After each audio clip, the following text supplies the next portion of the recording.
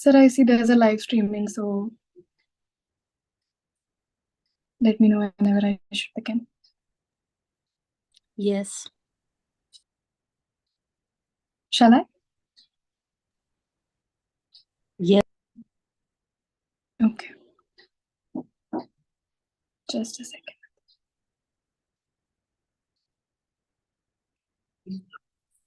Okay.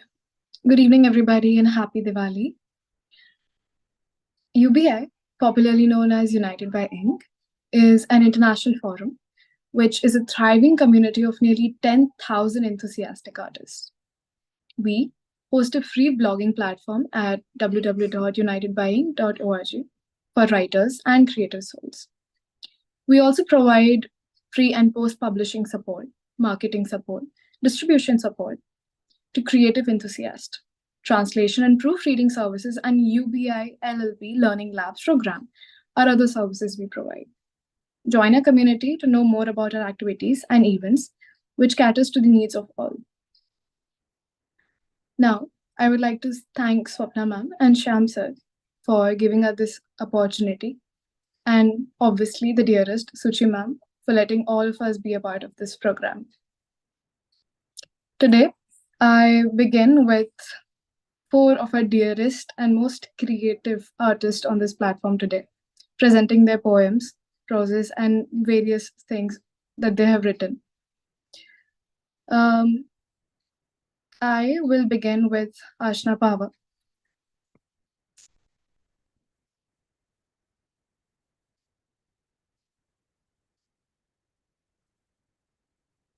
Ashna Pava is 16 years old. She's studying in the Sanskar Valley School.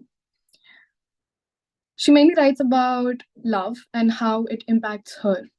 All of her poems that are about love have been inspired from what she has seen, felt, and experienced around her. Her favorite subject is quite literally English literature because her opinion on that is that she entirely and openly relates to it. And it is that one subject that she can always go back to and feel like home. She likes music, mainly the ones that makes her body groove. And here we present Ashna Papa. Hello, everybody. I would firstly like to thank UBI for giving me this opportunity to present my poem on the very occasion of Diwali. I'll be presenting a poem named as Chambers of Light, and here it goes. Beneath the boughs, a dance unfolds, whispers of traditions, tales untold, the aroma of spices, a fragrant spell, an alchemy of memories, stories to tell. Candles flicker, casting shadows deep. In the heart of joy, secrets to keep.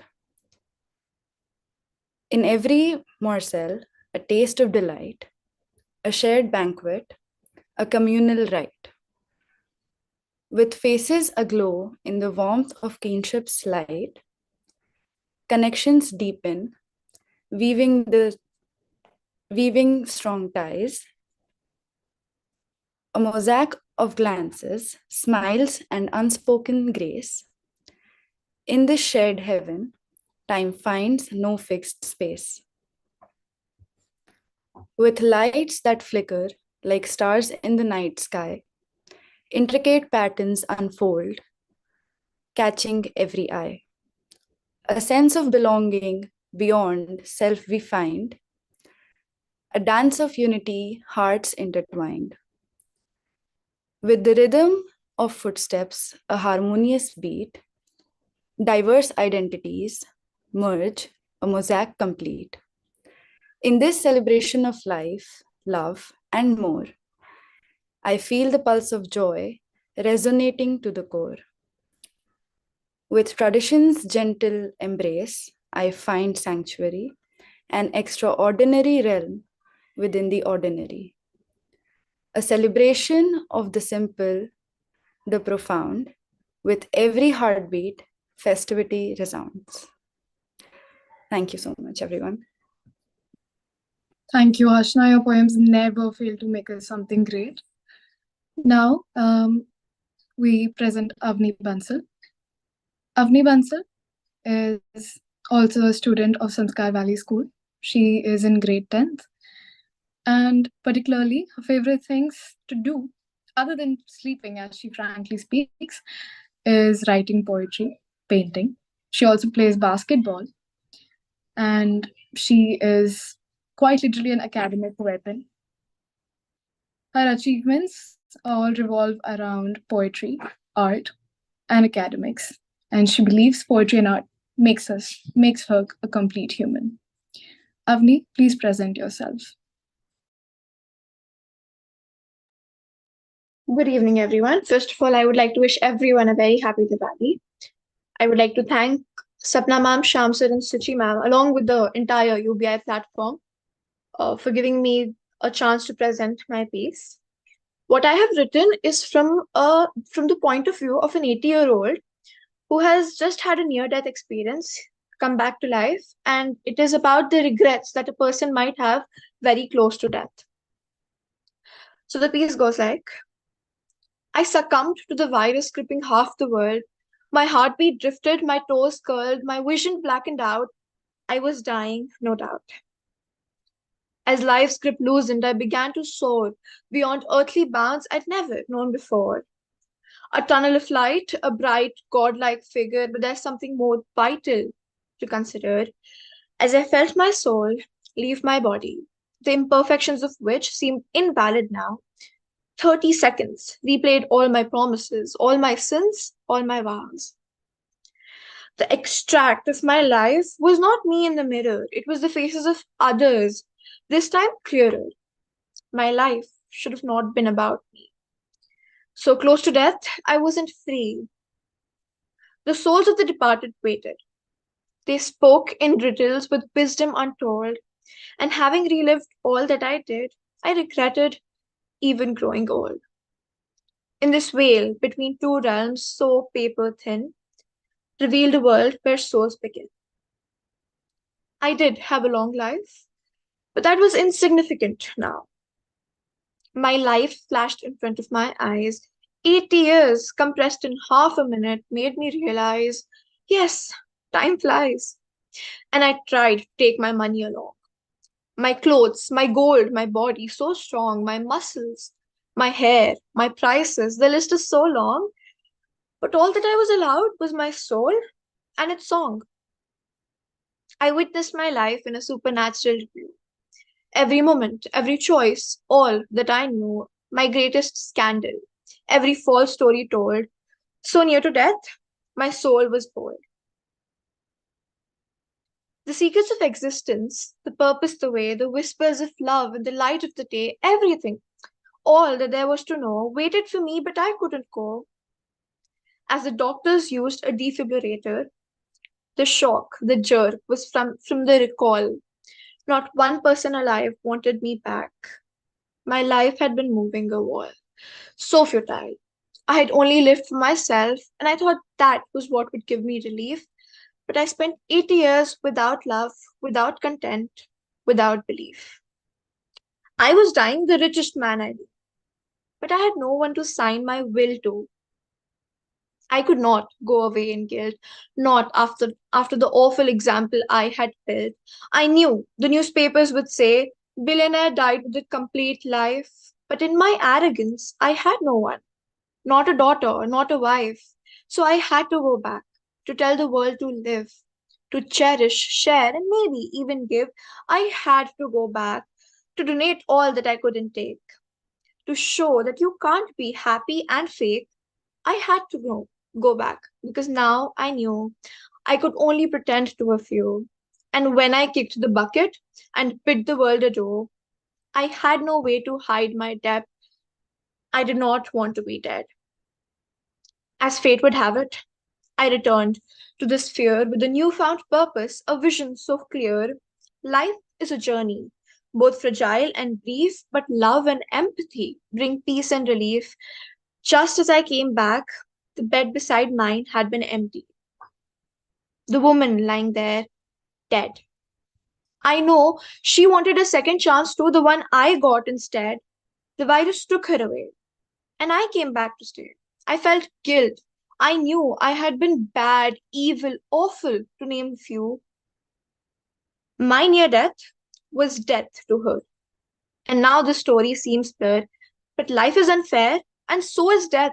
So please, savor every breath and live to give and give to grow, and make sure you live to help, not to show. All hate, bias, despair seems fair only until into death's eyes you stare, and then your deeds flash in front. Life isn't a race, it's a hunt. You find so much, but as you do, you stop valuing everything new. The twilight of existence is scary, I know, but no one wants an ashamed face to show. Life's a journey, a cycle so proving, with near death's whisper, a truth unwound. In this poetic dance, I'll rejoice, for near death I find my voice. Thank you. Thank you so much, Avni. Your poem has always been very moving. Your theme, the way you present it, it's always beautiful. Loved your poem. Thank you so much. Now we present Priyal. Priyal, along with all the others, is also a student from the Sanskar Valley School. She is mainly known for the way that she writes her poetry. Her academic excellence, her indulging in art, the way that she's a well rounded student, and along with that, being a creative individual, will speak through her when she presents her poem. Priyal, this is yours. Good evening. And before I go any further, I would like to thank Shyam sir, Swapna ma'am, Suchi ma'am, and the whole UBI platform to give me this opportunity to be here.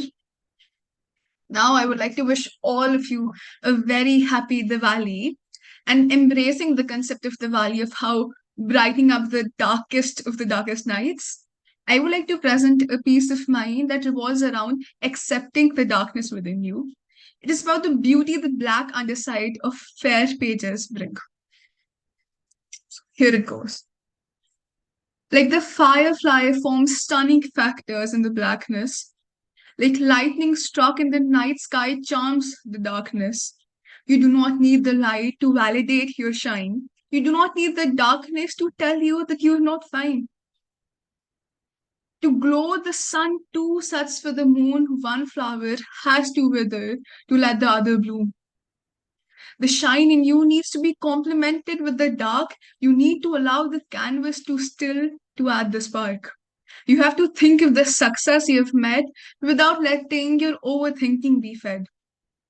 You have to remember that you are loved to an infinite extent, and trust me, to be loved, you do not need to pretend.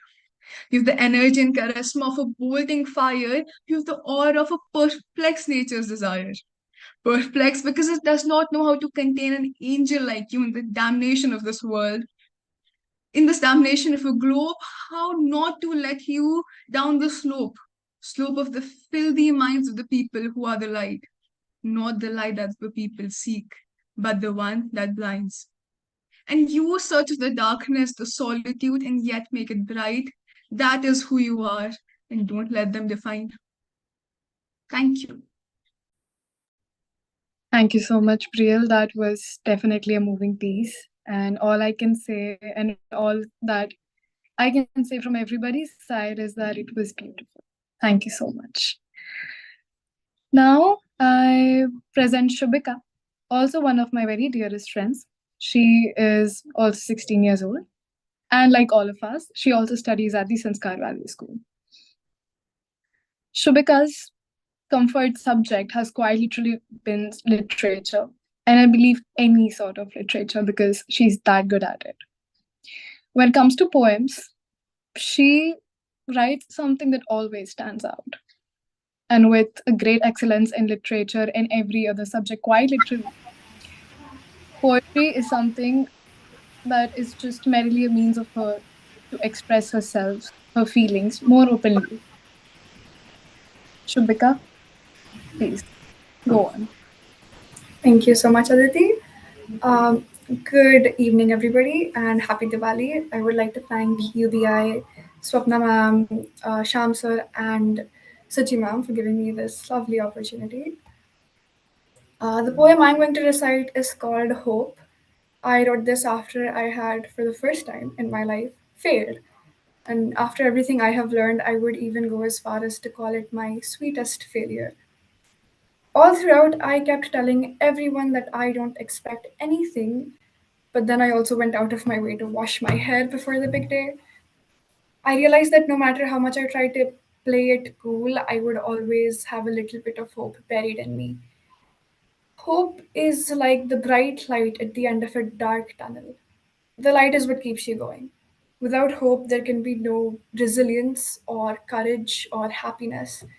And no matter how deeply reality injures you over and over again, you will forever still have hope for next time. So, this is my poem Hope. I say that I expect disappointment to never be disappointed. But for the love of God, can someone explain to my brain that even showing up is hope? Putting a clip in my hair to make it neater is hope. Making sure I don't have bad breath and that my nails are clipped is hope. Planning out how I'll surprise my mom is hope.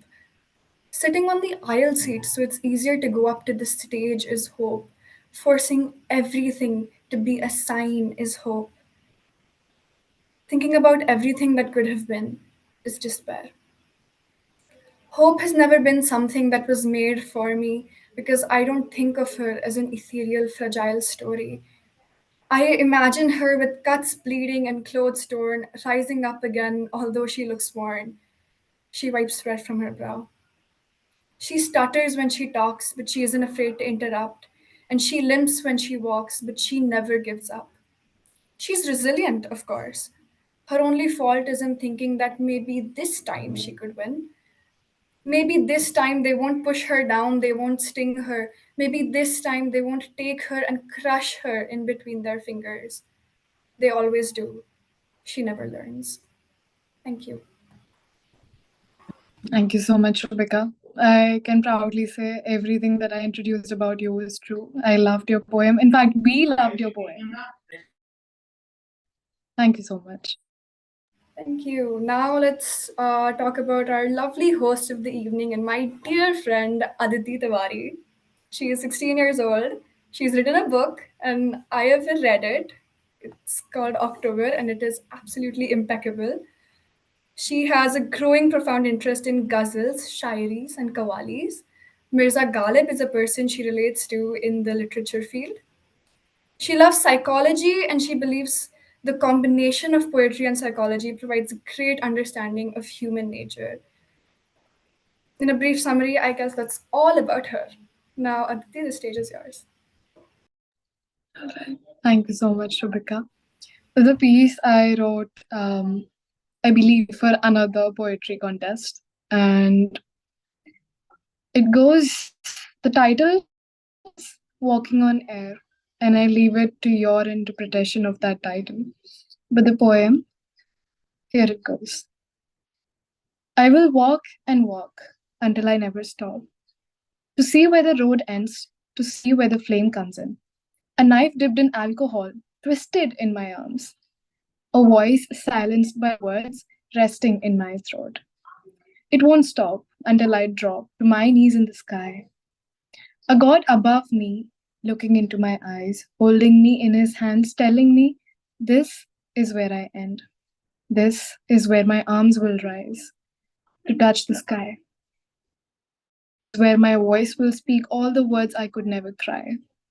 I will give up, but not yesterday, today, or tomorrow. I will give up when I die. I will give up when the sky will end. Thank you so much.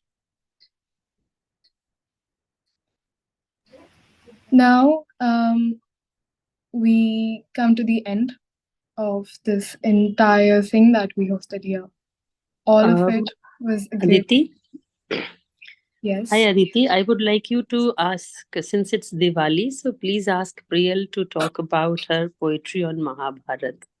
A little piece of that, and then you can end so that it is relatable. Okay, yes. Hi, Priyal, please go on. That already sounded very interesting. So please talk about that poem of yours. All right. Good evening again. So this poem of mine is from the perspective of Yudhishthir, the eldest brother of the five Pandavas. He's standing in the midst of heaps and heaps of dead bodies, and he's narrating it. The Queen of the Kings. I stand in the midst of blood. Blood of those we killed, blood covering the palace we had built. Not one of bricks for my ancestors presided, but one for our loving wife, the very which my brothers divided. The time has come to call upon brutality, to look back and count the abuses. This war will prove to the world that pride and love are above fraternity, and no one is allowed to touch our wife. I will let our wife steady up in an armor, one made of gold and their blood. She will drink upon the red water in their veins, and my brothers will drink upon it, not caring of the bloodstains. There will be no one to stop us. No one will have the foolish courage to melt the airs. No one will utter the curse to exile the owners. No one will be allowed to hurt the wife. The wife will be the queen, my brothers the king, and I will be here to make that happen. The descendants will know that children will discuss the bravery of the kings, how a hawk can kill even in the absence of its wings, because we will prove the right to be utterly powerful, the open hair and peacock feathers to be beautiful, and clothes to be appreciated and not pulled off of women. We will showcase the difference between quantity and beauty. It is the prettiness of actions and not tones and colors. And remember, it is a war, a killing of brothers, and it must not repeat, because I will protect the honors lovers. Thank you. Thank you so much, Priyal. I believe there could have never been any other occasion that could suit this poem. And personally, apart from anybody else, I love this. I undeniably love this. Thank you so much. With Priyal presenting this very beautiful piece, we now come to the end of this program. And I'd like to thank all the UBI members, Shyam sir, Sapna ma'am, Suchi ma'am, a very coordinator, and all the participants who gave their best, who participated, and who just made me realize that there are always people better than you at what you do. Thank you so much, all of you. And